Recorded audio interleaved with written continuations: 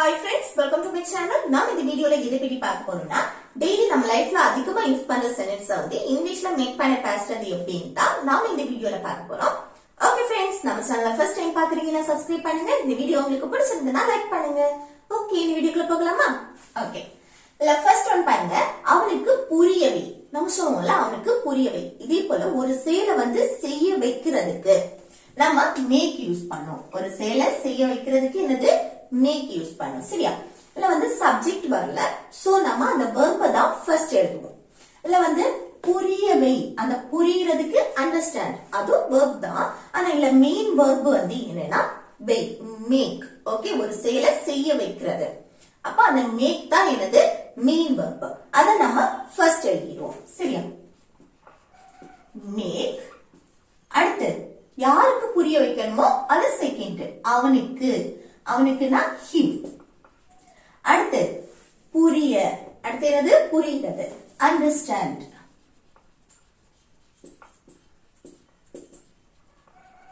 Okay, இந்த understand வந்து back infinity. இல்ல வந்து இன்னொரு வெர்ப் வரும்போது நம்ம டு போடணும் அப்படின்னு நம்ம பார்த்துருக்கோம்ல. இது வந்து பேக் இன்ஃபினிட்டினால நம்ம வந்து டு யூஸ் பண்ண மாட்டோம். இப்போ நம்ம வந்து லெட் யூஸ் பண்றோம். இப்போ என்ன போக விடு அப்படின்னு சொல்றேன். என்ன போக விடுனா let me go தானே, என்ன போக விடு. அப்போ அந்த லெட் வர இடத்துல அடுத்து நம்ம வந்து யார மென்ஷன் பண்றோமோ அவங்க, அதுக்கு அப்புறம் மெயின் வெர்ப் வரும் தானே. இதே மாதிரி தான் மேக் யூஸ் பண்ணும்போதும் அடுத்து வந்து நம்ம வந்து டு எதுவுமே யூஸ் பண்ணாம அந்த வெர்ப் அப்படியே எழுதினா போதும். சரி, அப்போ அவனுக்கு புரியவை அப்படின்னா make him understand. Make him understand. Okay, அடுத்து நான் அவனுக்கு புரிய வைப்பேன். ஃபியூச்சரை மெயின் பண்ணி நம்ம சொல்றோம். நான் வந்து அவனுக்கு புரிய வைப்பேன், நான் அவனுக்கு புரிய வைக்கிறேன். வைக்கிறேன்னா ஃபியூச்சரை மெயின் பண்ணி நான் அவனுக்கு புரிய வைக்கிறேன், நீ கொஞ்சம் வெயிட் பண்ண அப்படின்னு நம்ம சொல்லுவோம்ல. கொஞ்சம் பொறுமையா இரு, நான் அவனுக்கு புரிய வைக்கிறேன், நான் அவனுக்கு புரிய வைப்பேன். இந்த மாதிரி நம்ம சொல்லும்போது ஃபியூச்சரை மெயின் பண்ணி நீங்க சொல்லும் போது அங்க என்னது சிம்பிள் ஃபியூச்சர் டென்ஸ் படி எழுதணும். ஃபர்ஸ்ட் நான் சப்ஜெக்ட் ஐ, அடுத்து என்ன ஃபியூச்சர் டென்ஸ் படி எழுதும்போது வில் சேர்ப்போம் தானே, வில் போட்டாச்சு. அடுத்து புரிய வைப்பேன், ஒரு செயலை செய்ய வைப்பேன், வைக்கிறது. அப்ப என்ன மேக், மெயின் வெர்ப் எழுதியாச்சு. அடுத்து அவனுக்கு, அவனுக்குனா ஹிம். அடுத்து புரிகிறது, அண்டர்ஸ்டாண்ட்.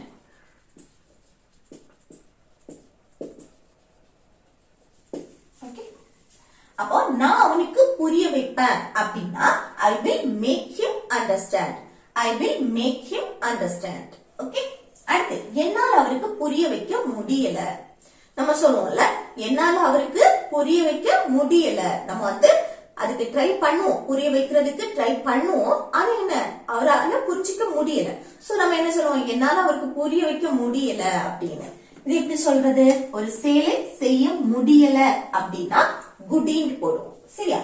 அப்போ என்னால் சப்ஜெக்ட் ஆகி போட்டாச்சு. அடுத்து என்ன குடின்ட்,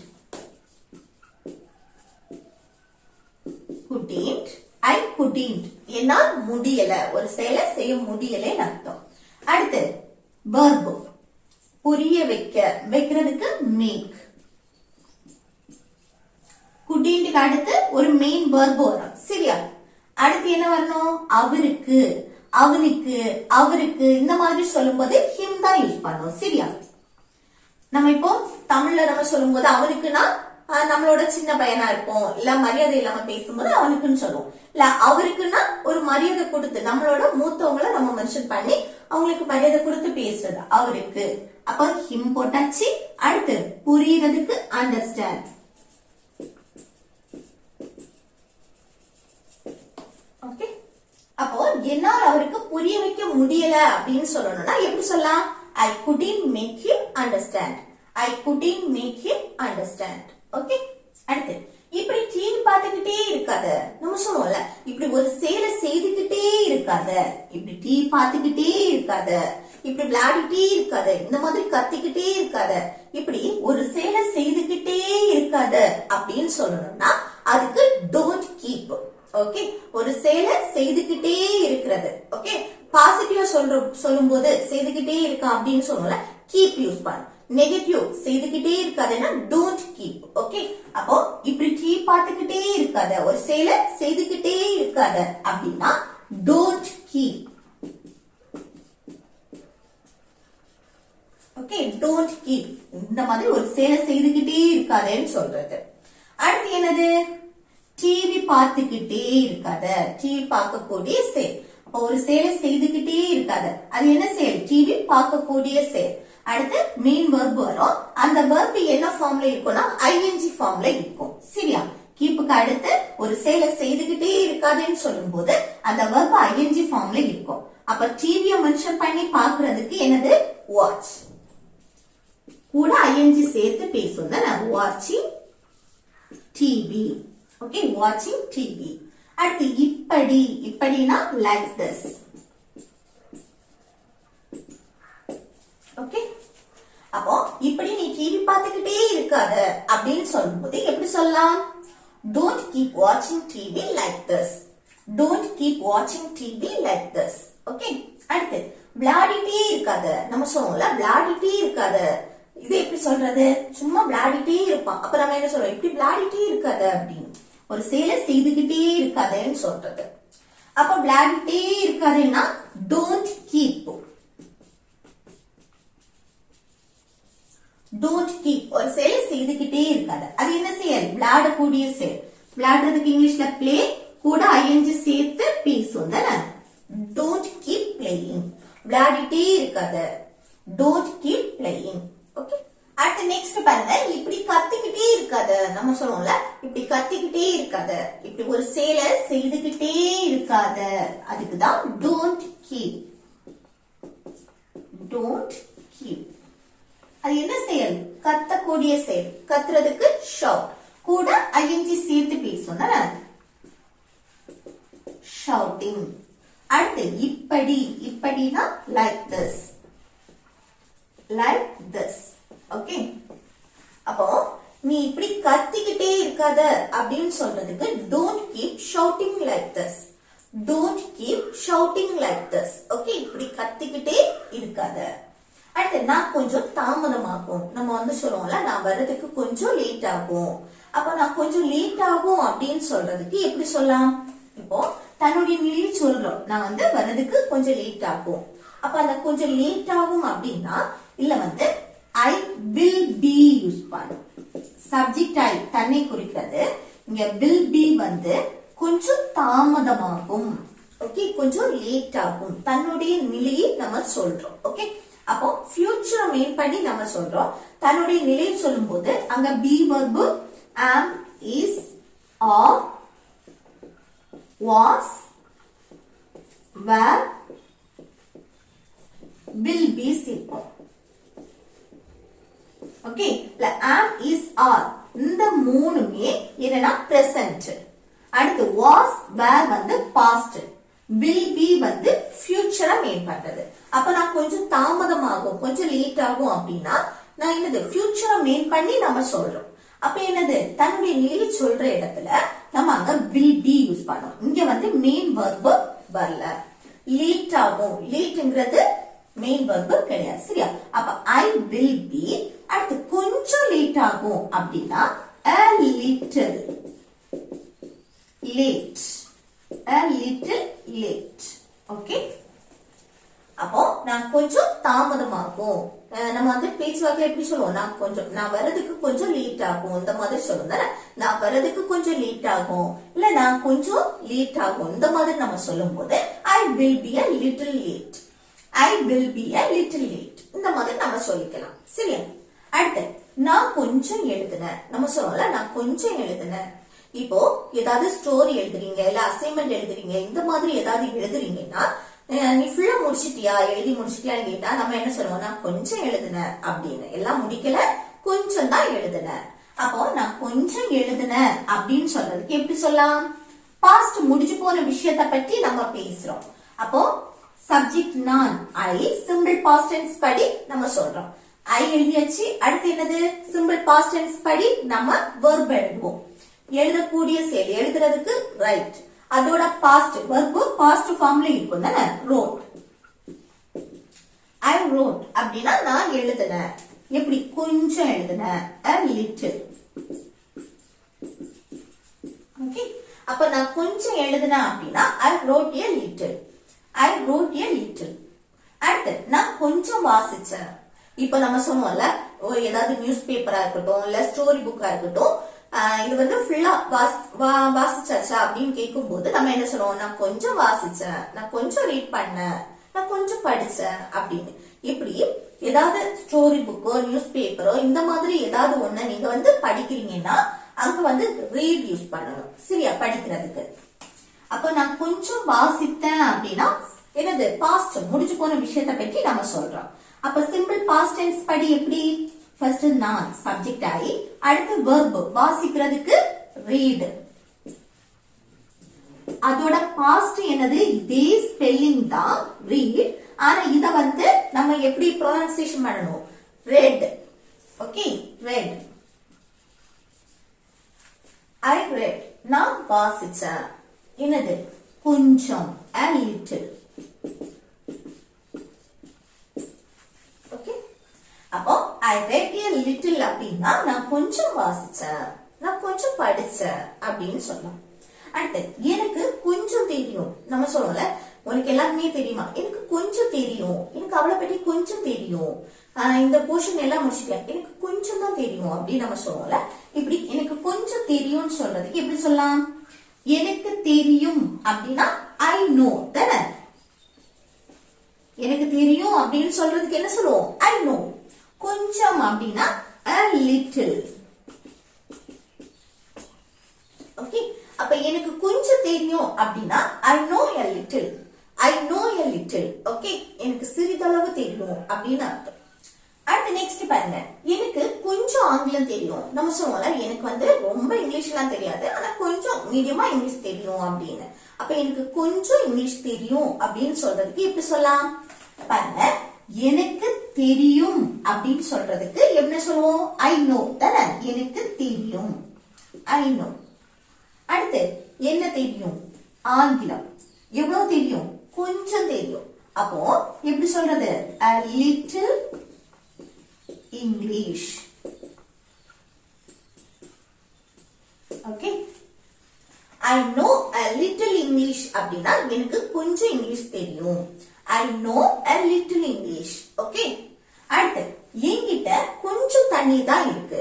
நம்ம சொல்லுவோம்ல, என்கிட்ட கொஞ்சம் தண்ணி தான் இருக்கு அப்படின்னு. இது எப்படி சொல்லலாம், இப்போ என்கிட்ட இருக்கு, என்கிட்ட ஒரு பொருள் இருக்கு, நான் வச்சிருக்கேன், என்கிட்ட உள்ளது அப்படின்னு சொல்லும்போது அங்க என்ன யூஸ் பண்ணுவோம், have இல்லனா has யூஸ் பண்ணி பேசுவோம் தானே. I have, என்கிட்டன்னு சொல்றதுனால I வந்திருக்கனால இங்க have யூஸ் பண்ணுவோம். Subject he she it singular noun வந்துச்சுன்னா இங்க has யூஸ் பண்ணுவோம். Subject I you we they plural noun வந்துச்சுன்னா இங்க have யூஸ் பண்ணுவோம். சரியா, அப்ப I have அப்படின்னா என்கிட்ட இருக்கு, நான் வச்சிருக்கேன், என்கிட்ட உள்ளது, ஏதோ ஒரு பொருள் வந்து என்கிட்ட இருக்கு, நான் வச்சிருக்கேன், என்கிட்ட உள்ளதுன்னு அர்த்தம். Okay, I have. அடுத்து என்னது, கொஞ்சம் தண்ணீர் தான். அந்த தான் தண்ணி மட்டும்தான், கொஞ்சம் தண்ணி மட்டும்தான் அர்த்தம். ஓகே, தண்ணீர் தான், அதுக்கு only யூஸ் பண்ணுவோம். only கொஞ்சம் தண்ணீர், a little water.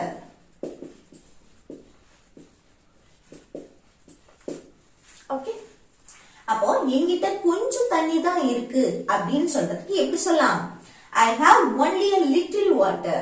I have only a little water.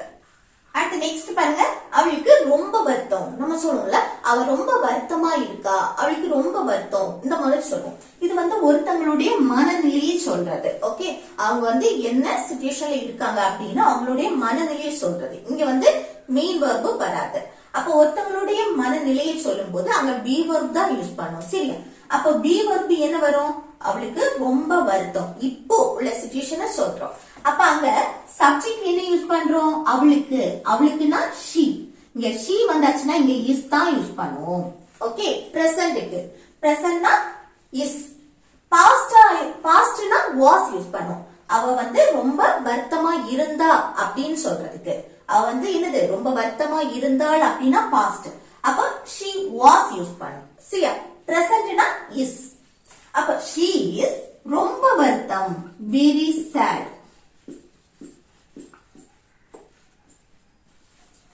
Okay very sad ரொம்ப வருத்தமா இருக்கா. அப்ப அவளுக்கு ரொம்ப வருத்தம் இல்ல அவ ரொம்ப வருத்தமா இருக்கா இந்த மாதிரி சொல்லும்போது she is very sad. she is very sad. அடுத்து எனக்கு கொஞ்சம் சோர்வா இருக்கு. நம்ம சொல்லல எனக்கு வந்து கொஞ்சம் சோர்வா இருக்கு அப்படின்னு. கொஞ்சம் தான் சரியா எனக்கு கொஞ்சம் டயர்டா இருக்கு அப்படின்னு சொல்றது. இது எப்படி சொல்லலாம்?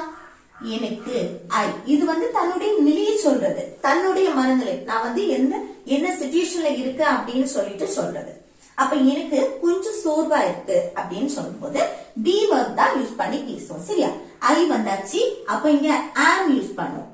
am இருக்கு அப்படின்னு பிரசன்ட்ல தான் சொல்றோம். பிரசன்ட்னால நம்ம am யூஸ் பண்ணுவோம். பிரசன்ட்க்கு am is are இந்த மூணுல ஒன்னு யூஸ் பண்ணுவோம். அது சப்ஜெக்ட பொறுத்து. இங்க சப்ஜெக்ட் ஐ வந்திருக்கனால இங்க am யூஸ் பண்ணிருக்கோம் சரியா. am அடுத்து கொஞ்சம் சோர்வா இருக்கு. அப்போ a little tired. ஓகே அப்ப எனக்கு கொஞ்சம் சோர்வா இருக்கு அப்படின்னு சொல்றதுக்கு I am a little tired. I am a little tired. Okay எனக்கு ரொம்ப சோர்வா இருக்கு அப்படின்னு சொல்லணும்னா எனக்கு ரொம்ப சோர்வா இருக்கு ரொம்ப டயர்டா இருக்கு அப்படின்னு சொல்லணும்னா எப்படி சொல்றது? I am a little அத மாத்திட்டு very tired. I am very tired. Okay எனக்கு ரொம்ப டயர்டா இருக்குன்னா I am very tired. எனக்கு கொஞ்சம் டயர்டா இருக்கு அப்படின்னா I am a little tired. Okay I am a little tired. அடுத்து நான் கொஞ்சம் சாப்பிட்டேன். நம்ம சொல்லுவோம்ல நான் வந்து நிறைய சாப்பிடல கொஞ்சம் சாப்பிட்டேன். இது எப்படி சொல்றது? நான் வந்து கொஞ்சம் சாப்பிட்டேன். முடிச்சு போன விஷயத்தை பற்றி நம்ம சொல்றோம். அப்ப என்ன மெயின் verb வந்திருக்கு சாப்பிடக்கூடிய செயல். அப்ப இது எப்படி சிம்பிள் பாஸ்ட் டென்ஸ் படி நம்ம எப்படி சொல்லுவோம்? ஃபர்ஸ்ட் நான் சப்ஜெக்ட் ஆயி அடுத்து என்ன கொஞ்சம் சாப்பிட்டேன் சாப்பிடக்கூடிய செயல். சாப்பிடுறதுக்கு இங்கிலீஷ்ல eat அதோட past ate.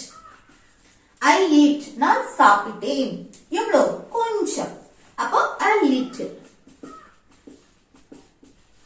Okay I ate a little அப்படின்னா நான் கொஞ்சம் சாப்பிட்டேன் அப்படின்னு சொல்றது. I ate a little.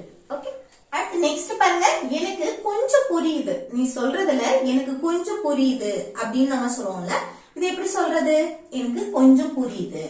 அப்ப எனக்கு புரியுது அப்படின்னா I understand தானே. எனக்கு புரியுதுன்னா I understand. அடுத்து கொஞ்சம் அப்படின்னா a little. அப்ப எப்படி எனக்கு கொஞ்சம் புரியுது அப்படின்னா I understand a little. I understand a little. அடுத்து எனக்கு கொஞ்சம் புரிஞ்சது. நம்ம சொல்லுவோம்ல நீ சொல்றதுல எனக்கு கொஞ்சம் புரிஞ்சது.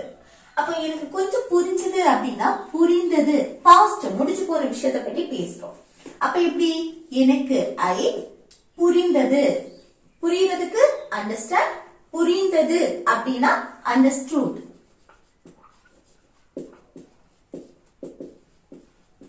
ஓகே I understood அப்படின்னா எனக்கு புரிஞ்சது. கொஞ்சம் a little. ஓகே எனக்கு கொஞ்சம் புரிஞ்சது அப்படின்னு சொல்றதுக்கு எப்படி சொல்லலாம்? I understood a little. I understood a little. Okay அடுத்து கொஞ்சம் எடுத்துக்கோ. நம்ம சொல்லுவோம்ல இல்ல கொஞ்சம் எடுத்துக்கோ அப்படின்னு. இல்ல எப்படி சொல்லலாம்? கொஞ்சம் எடுத்துக்கோ. எடுக்கிறதுக்கு take. கொஞ்சம் a little. Take a little. கொஞ்சம் எடுத்துக்கோ. Take a little. அடுத்து கொஞ்சம் கொண்டு வா. இது எப்படி சொல்லலாம்? லாஸ்ட் ரெண்டுமே ஹோம்வொர்க் சரியா. கொஞ்சம் கொண்டு வா இது எப்படி சொல்லலாம்னு கமெண்ட் பாக்ஸ்ல கமெண்ட் பண்ணுங்க.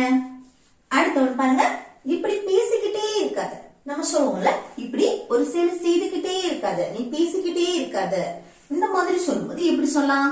இது எப்படி சொல்லலாம்னு கமெண்ட் பாக்ஸ்ல கமெண்ட் பண்ணுங்க. ஓகே ஃப்ரெண்ட்ஸ், இந்த வீடியோ உங்களுக்கு யூஸ்ஃபுல்லா இருக்குன்னு நினைக்கிறேன். யூஸ்ஃபுல்லா இருந்துச்சுன்னா இந்த வீடியோக்கு லைக் பண்ணுங்க, உங்க ஃப்ரெண்ட்ஸ்க்கு ஷேர் பண்ணுங்க. Okay, thank you.